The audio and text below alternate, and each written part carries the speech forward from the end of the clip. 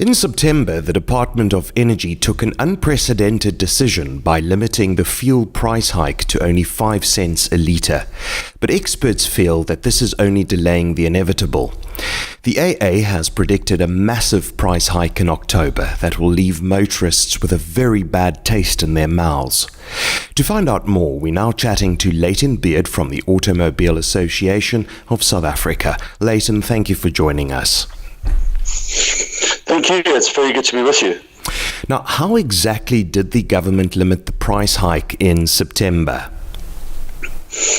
Yeah, I think there's still a little bit of confusion as to exactly how that was absorbed. When we look at the predicted increase for September, we were looking at around a 27 cent a litre increase. And as we know, the eventual increase was closer to around 5 cents. So government really absorbed around 20 cents of that increase. Now, the theory is that either government absorbed it through some fund that they have to fund that, or that the oil companies have actually absorbed that money. So it's still unclear exactly how that money was absorbed and how that intervention was put into place. But certainly from the AA's point of view, even though it was an intervention that requires a little bit more explaining, we are certainly very happy that at least for September there was some respite and relief for motorists who are unfortunately facing some very serious increases going forward. Please share your fuel price predictions for October 2018. So in the middle of the month, we predicted that petrol would be increasing by around R1.12 to R1.15 cents a litre. Significantly, diesel would be increasing by about R1.38, and illuminating paraffin also by about R1.30. And these are very, very big numbers, monster increases, if you will. And the reason for that really is twofold. One, the rand really weakened significantly against the dollar, specifically in the beginning of the month, and that led us to this picture that we're seeing mid-month of some very serious increases. And although we've seen now that the international currency rates have eased a little in terms of how South Africa is affected, we have seen, unfortunately, an uptick in the price of international petroleum. So while the two factors that contribute to fuel in South Africa are obviously the international petroleum prices and the rand-US dollar exchange rate. What we would have liked to have seen, obviously, is that both of these increase, in terms of the rand-US dollar exchange rate, that the rand's strength against the dollar increases and that international petroleum prices decrease. While the rand has decreased, international petroleum prices unfortunately have increased. So at the moment, looking at October, we're probably still looking at about a rand a litre increases across the board for diesel and for petrol. It's not a pretty picture, and unfortunately, the rand will have to strengthen significantly in the next couple of days for that picture to change. Now, is there light at the end of this very dark tunnel? Do you expect a price drop in the next few months? When we look at the exchange rate at the beginning of the month, it's around 14 Rand 50 to the US dollar. Then middle of the month, we're looking at around 15 Rand 20. Come end of the month, we're looking again at around 14 Rand 50. So to predict what's going to happen with the rand against the US dollar is near impossible. When it comes to international petroleum prices, a similar picture. One day they are pretty reasonable, the next day they're low, the next day they're high.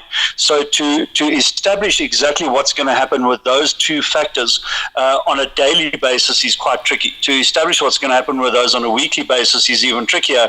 And then on a month basis is probably the most trickiest. And then looking 2 or 3 months ahead is virtually impossible. And to speculate exactly what's going to happen in November, December, January would not only be reckless from the AA's point of view, it would mean nothing because all of those prices would change when the time came for those prices to be adjusted. So I think at the moment the picture isn't very good. I think going into October we are expecting a very significant increase. If the rand doesn't appreciate against the greenback, the picture could look the same going into November. Finally, do you have any tips for motorists to save on their fuel costs?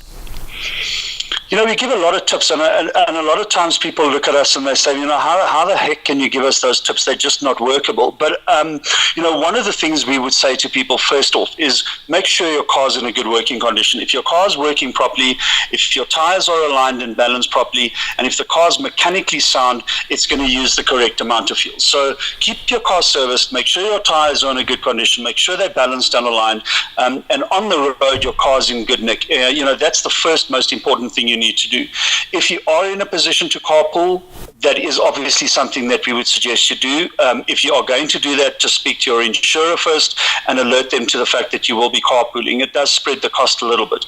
If you are able to make use of public transport where it is available, reliable, and cheaper than using your own fuel, that is something you need to research, and you can consider doing that.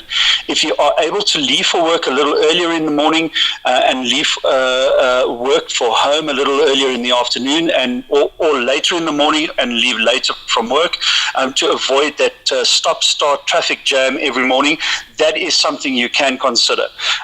And then one final thing, obviously, is, drive your car properly. The harder you brake, the more petrol you use. The more you rev your vehicle, the more petrol you use. The faster you go, if you use your air conditioner, if you are towing another vehicle, all of these things contribute to fuel consumption. So consider that.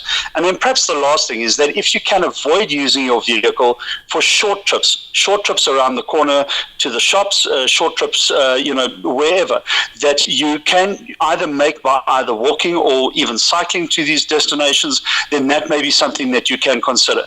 Will these solutions work for everybody? Probably not, but it is something that people can consider. And then I think, obviously, budget according to the petrol price. Don't think that you are going to make it on the same amount of money that you did the last month. It's not going to happen.